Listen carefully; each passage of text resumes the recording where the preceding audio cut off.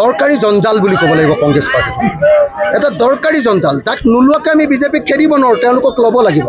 কিন্তু পাৰ্টিটো হ'ল জঞ্জালৰ পাৰ্টি। কেতিয়াবা এনেকুৱা হয় যে বিজেপিক পৰাভূত কৰিবৰ কাৰণে কংগ্ৰেছে যি স্থিতি ল'ব লাগে সেই স্থিতি তেওঁলোকে ল'ব নোৱাৰে কাৰণে কোমলকৈ মই মাজে মাজে কেতিয়াবা কংগ্ৰেছকো সমালোচনা কৰোঁ।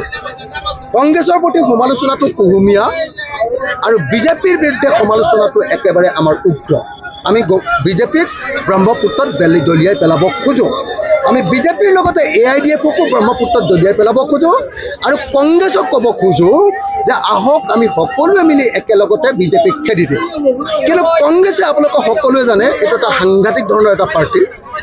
মানে এইটো এটা মানে কি ক'ম আপোনাৰ এটা দৰকাৰী জঞ্জাল বুলি ক'ব লাগিব কংগ্ৰেছ পাৰ্টি।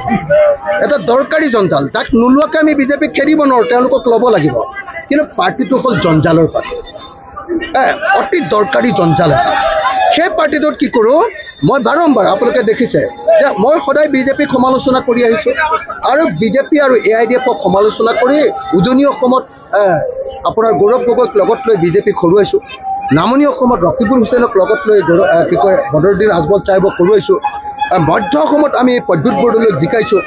সকলোৱে আপোনালোকে জানে যে মই কেনেকৈ কষ্ট কৰিছোঁ, ৰাইজৰ দলে কেনেকৈ কষ্ট কৰিছে। কিন্তু কংগ্ৰেছ দলে সদায় স্থিতি সলাই থাকে। কি স্থিতি সলাই? তেওঁলোকক MP আপোনালোকে চাব দেই, 2021ত তেওঁলোকে আমাৰ লগত বুজাবুজি নকৰিলে, AIDFৰ লগত কৰিলে। 2021ৰ ইলেকশ্যন শেষ হ'ল, ক'লে যে নাই AIDF বেয়া, তেওঁলোকে স্থিতি সলালে। 2021ৰ প্ৰথমটো যিটো উপ নিৰ্বাচন হ'ল, সেই উপ নিৰ্বাচনত আমি কংগ্ৰেছক ক'লোঁ আমাক এখন চিট এৰি দিওঁ।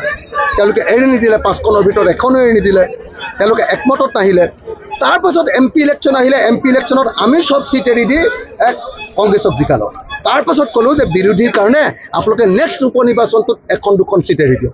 এইবাৰ তেওঁলোকে আকৌ নেৰে। স্থিতি কোনে সলাই আছে?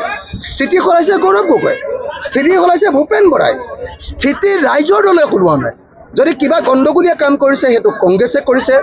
এতিয়া সংখ্যালঘু ৰাইজে, নামনি অসমৰ সংখ্যালঘু ৰাইজে চিঞৰি কৈ আছে যে 2026ত কংগ্ৰেছক তেতিয়াহে আমি ভোট দিম যদিহে কংগ্ৰেছে এইবাৰ বিজেপিক হৰুৱাব পাৰে।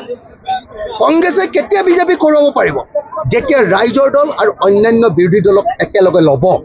কিন্তু কংগ্ৰেছে যদি অকলে নিৰ্বাচন খেলে কেতিয়াও জীৱনত বিজেপিক হৰুৱাব নোৱাৰে। উজনি অসমত এখনো আসন নাপায় যদিহে আমি লগত নাথাকোঁ। গতিকে সংখ্যালঘু ৰাইজে স্পষ্টকৈ কৈ দিছে দৰকাৰ হ'লে আমি অকল ৰাইজৰ দলক ভোট দিম, কিন্তু যদি কংগ্ৰেছে ৰাইজৰ দলৰ লগত একলগ নহয় তেতিয়াহ'লে আমি কংগ্ৰেছক ভোট দিম। দৰকাৰী জঞ্জাল বুলি ক'ব লাগিব কংগ্ৰেছ পাৰ্টি। এটা দৰকাৰী জঞ্জাল, তাক নোলোৱাকৈ আমি বিজেপিক খেদিব নোৱাৰোঁ, তেওঁলোকক ল'ব লাগিব। কিন্তু পাৰ্টিটো হ'ল জঞ্জালৰ পাৰ্টি।